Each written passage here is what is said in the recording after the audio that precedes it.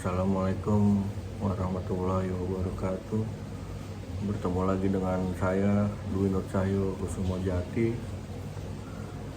di mata kuliah biokimia.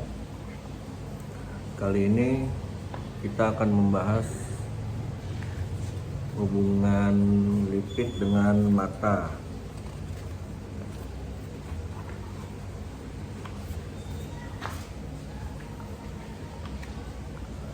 Lipid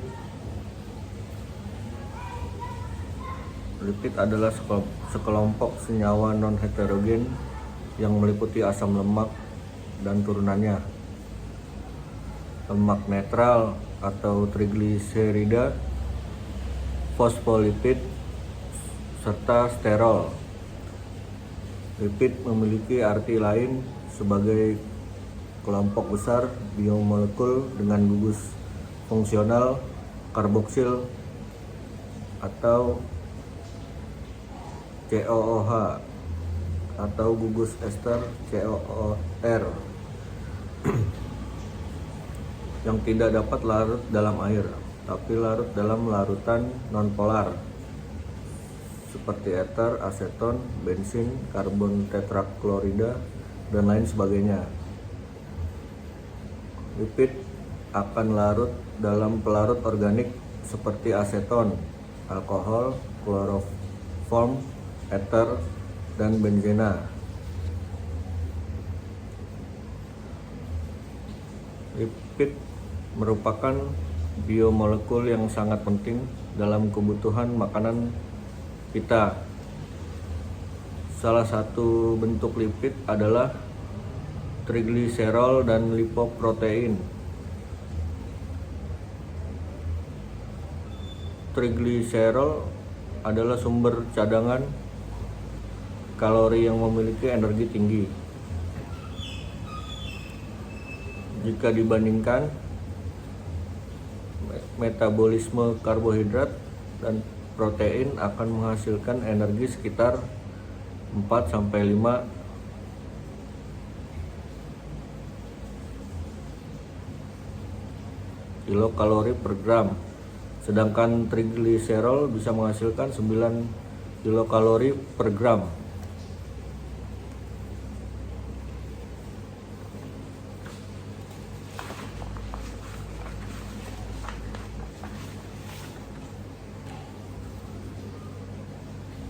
Fungsi biologis pada lipid. Fungsi biologi lipid tergantung pada struktur kimianya. Minyak dan lemak merupakan cadangan makanan pada banyak organisme. Fosfolipid dan sterol merupakan struktur primer pembentuk membran. Lipid termasuk kandungan terbesar dalam tubuh manusia. Kandungan lipid dalam tubuh laki-laki sekitar 20%. Sedangkan perempuan sekitar 25%.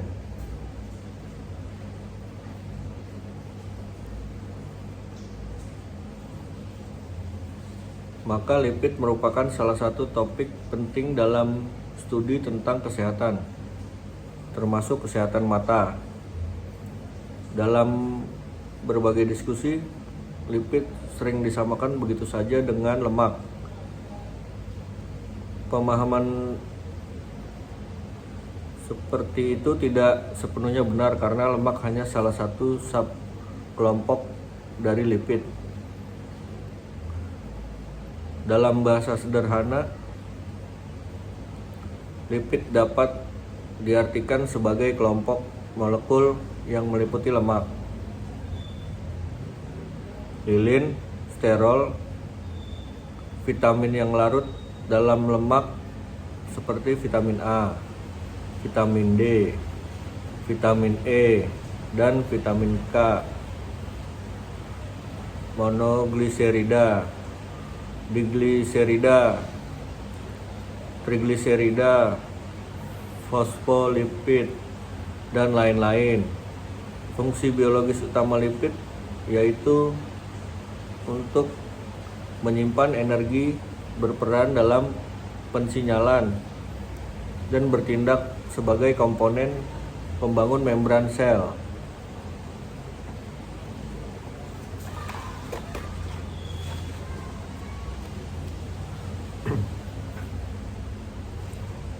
Struktur lipid.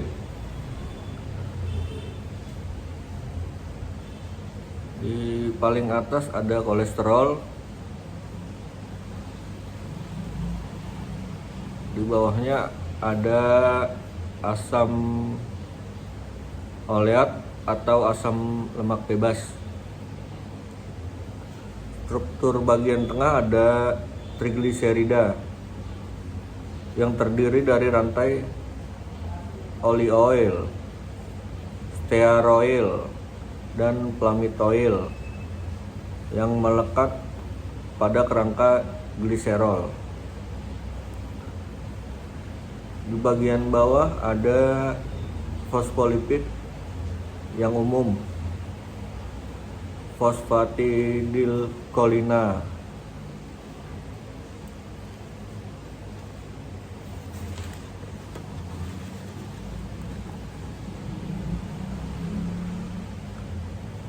Lalu kita masuk ke hubungan lipid dengan kesehatan mata. Menurut Stephen J. Fleischer tahun 2010, metabolisme lipid pada mata belum pernah dibahas secara utuh dalam sebuah teks ilmiah, hanya sebagai subtopik dari topik-topik besar terkait dengannya. Dan berikut di bawah ini ada gambar anatomi mata yang secara langsung bagian apa saja yang berhubungan dengan lipid dengan kesehatan mata tersebut.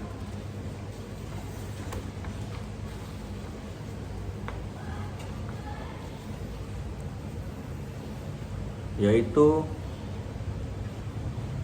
pertama adalah retina.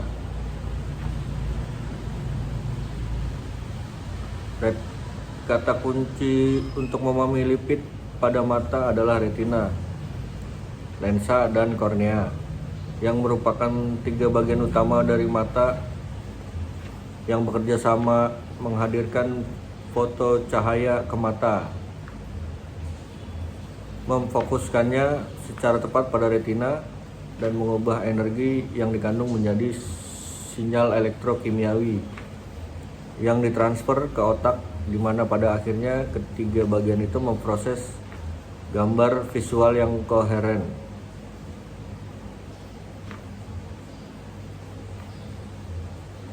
Tiga jaringan penting pada mata tersebut mempunyai kandungan dan karakter lipid yang berbeda-beda. Retina merupakan sebuah jaringan neurosensor yang kompleks, terdiri dari sekurang-kurangnya 6 jenis sel reunal yang menyusun lapisan-lapisan sel yang berbeda-beda. Studi-studi tentang metabolisme lipid di retina lebih banyak difokuskan pada proses terjadinya penyakit, baik karena kelebihan atau kekurangan jenis lipid tertentu pada sel retina atau sel-sel jaringan di sekitarnya, yang sering menjadi gangguan toksin atau beracun pada sel-sel tersebut, mengakibatkan disfungsi retina, kematian sel-sel, atau degenerasi retina progresif.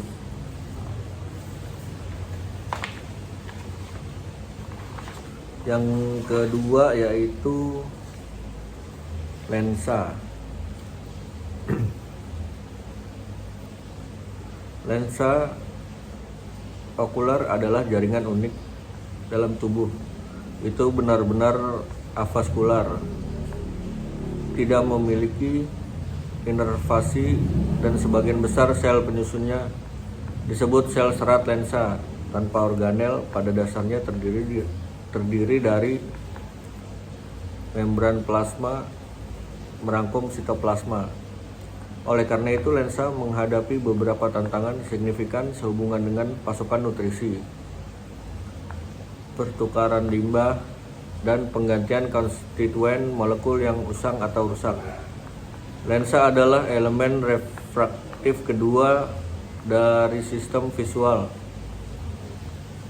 atau yang pertama adalah kornea.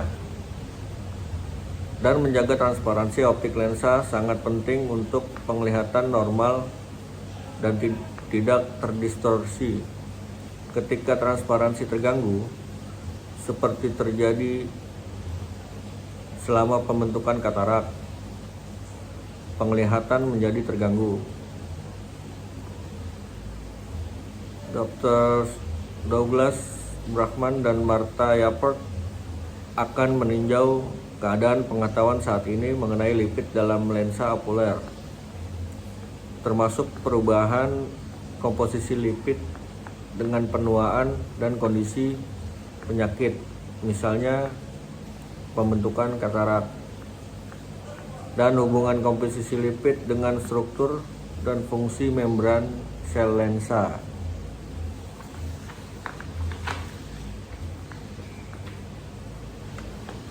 Selanjutnya kita langsung ke kornea.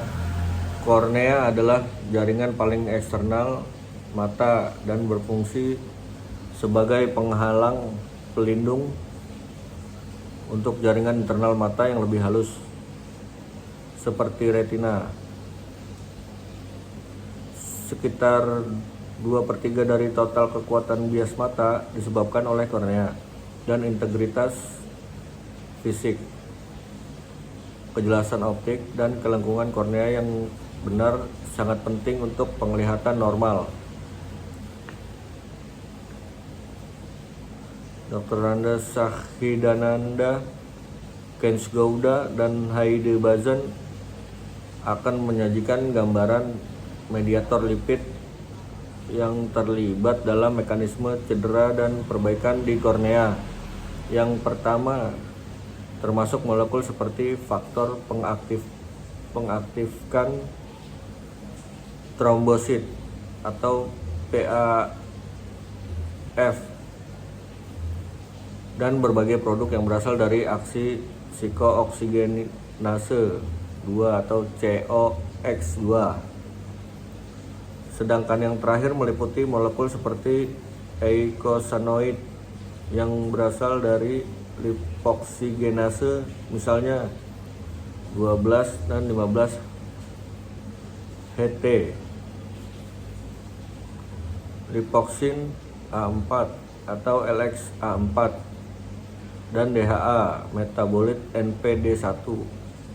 Pemahaman yang lebih baik tentang molekul yang berasal dari lipid ini dan mekanisme yang mengatur pembentukan dan omset mereka dapat memberikan petunjuk yang berguna untuk pengembangan senyawa farmasi yang lebih baik, yang akan meminimalkan peradangan dan menambah penyembuhan luka di kornea.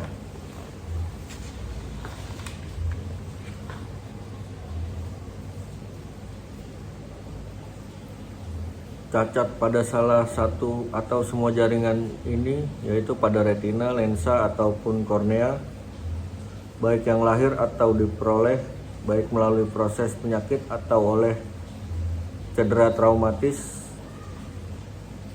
dapat membahayakan penglihatan dan akhirnya dapat mengakibatkan kebutaan yang lengkap dan tidak dapat diubah. Dari berbagai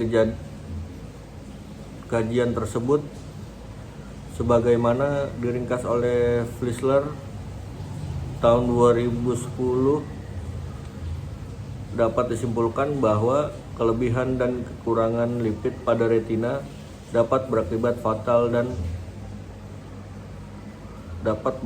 fatal pada kesehatan mata.